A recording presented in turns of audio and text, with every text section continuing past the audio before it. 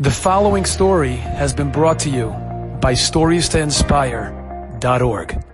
There was a young boy whose name was Neil, and he grew up, his father passed away, he was 5 years old. So he grew up without a father.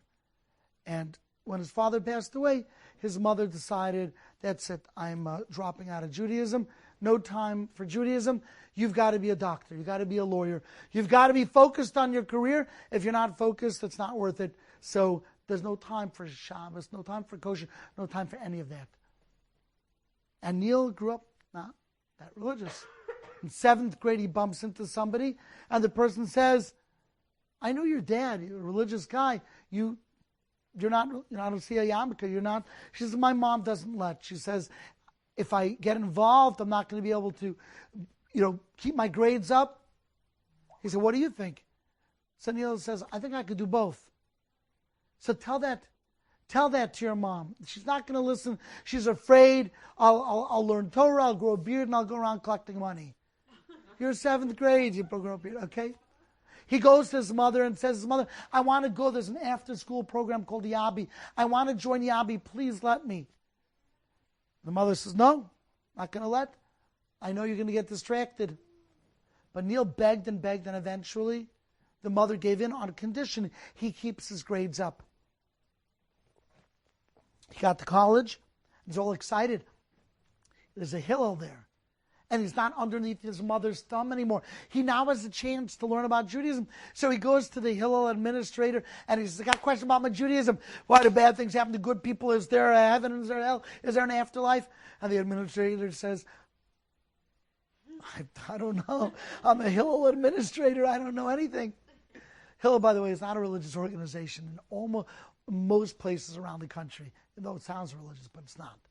So he is stuck. Doesn't know what to do. So he has this idea. He calls the local shul, and he says, hi, my name is Neil. You're a rabbi. I want to study Judaism. I want to study Torah. Would you study with me? He tells the local rabbi, the community rabbi. The rabbi says, sure. He says, can I study with you every week? The rabbi says, okay, but I'd have to charge you if it's every week. It's how I make a parnas. I make a living. So Neil says, no problem. I'll pay you. Now, his mother wasn't going to give him money to learn Judaism in college, you could be sure. So he went to the local supermarket and he says to the head of the supermarket, can I stock shelves for you for pay? Do you need another person to stock shelves? They say, yeah, we were actually looking for somebody.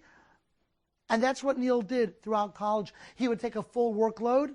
At the end of his college day, he did his studies, his homework. He then went to the supermarket. He stocked shelves until his muscles bulged and ached, all in order to have money to pay the rabbi to study Torah with him. He finished college, and it was time for him to go to medical school. And he had this great dilemma, should he walk in with the yarmulke on? Because it really boiled down to the following question. Who am I? Am I a doctor? Not yet, but I want to be. Is that going to be my identity? Is that my eternity? Is that my posterity? Or am I a Jew? Is my olam haba, is my foreverness who I am? Jew or Greek? Doctor, wear a yarmulke? Don't wear a yarmulke?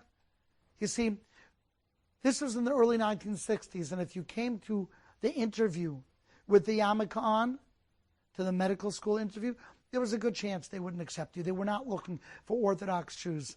You would say, what? No, they don't want a Jewish doctor? Yes. Anti-Semitism from the 1940s, there was even a Nazi party in America for a while. And the Nazi caricature of Jews still pervaded in the 1960s. And they did not want a Jew with the yarmulke. So what should I do? Walk in with the yarmulke or not? Jew or Greek? In the end, he decided, I'm going to wear the yarmulke. And if they don't want me, then that's okay, because then I don't want them either. I want them to accept me, understanding that I'm going to be a Jew before a doctor.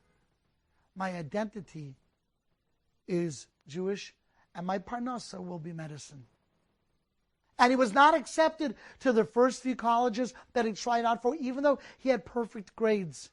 But he said he saw their eyes drift up to the top of his head and then glaze over. They weren't going to accept him.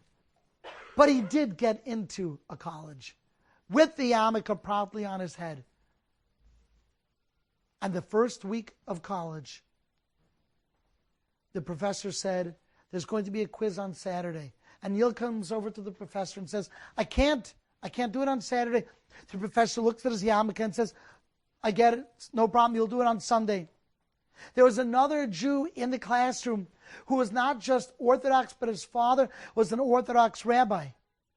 But he was somebody who did not want to make waves in college, so he took the yarmulke and he shoved it into his back pocket right when he walked into class. He did not want to stick out like a sore thumb, but he would never consider being Machal Shabbos. So he too went over to the professor and he says, I also can't take this quiz on Shabbos. And the professor says, why? He says, I keep Shabbos. The professor says, no, you'll take it on Shabbos. You'll take it on Saturday. He says, but why? You just told Neil he could take it on Sunday. He said, you're no Neil. You see, Neil is a Jew by principle. He is a Jew first. He comes into the classroom with the yarmulke. He believes in what he believes. And so, a Jew by principle, I make exceptions for. He takes it on Sunday. But you? Come on. You're a Jew by convenience. I saw what you did. I'm Jewish too. I'm not religious, but I'm Jewish. And I saw as you walked in the classroom, you took the yarmulke and you shoved it in your back pocket. So you're a Jew by convenience, and I don't inconvenience myself for a Jew by convenience. You'll take it on Saturday or you'll fail. And this particular student had a very tough time throughout his college career, throughout his medical school career. What happened with Neil? He never had to take it on Shabbos. By virtue of the fact that he considered himself a Jew first, not only did he not take it on Shabbos, but the yarmulke led to tzitzis, it led to full Shabbosim, and not only did he become frum, but he married the daughter of a Rav. And he had many children, and every one of those children are Shomer Shabbos. And then those children had many children. And today, Neil is an older man, and Neil has nearly 100 grandchildren. This one young son of a widowed Russian mother, only because he kept the yarmulke on, 100 grandkids who all keep Shabbos. And I know this story because Neil's my dad. And that's why I told you this story. And if he had put his Greekness before his Jewness, if he had taken the yarmulke and shoved it into his back pocket, I wouldn't be here. This place would be empty. And all the people who found Shabbos through Shabbat.com, nearly 1 million so far, with a shidduch every single week from the website, you should sign up. Every single week, none of them would be there. And my sister, who you know is a very famous speaker, Rivka Malka, RivkaMalka.com, Rivka Malka Perlman, right? Ace, my brother, who's reached out, and my other siblings who you may or may not have, all from that one orphan son who said that the light of my Hanukkah menorah is going to be so bright that it will illuminate the world. Enjoyed this story? Come again. Bring a friend. StoriesToInspire.org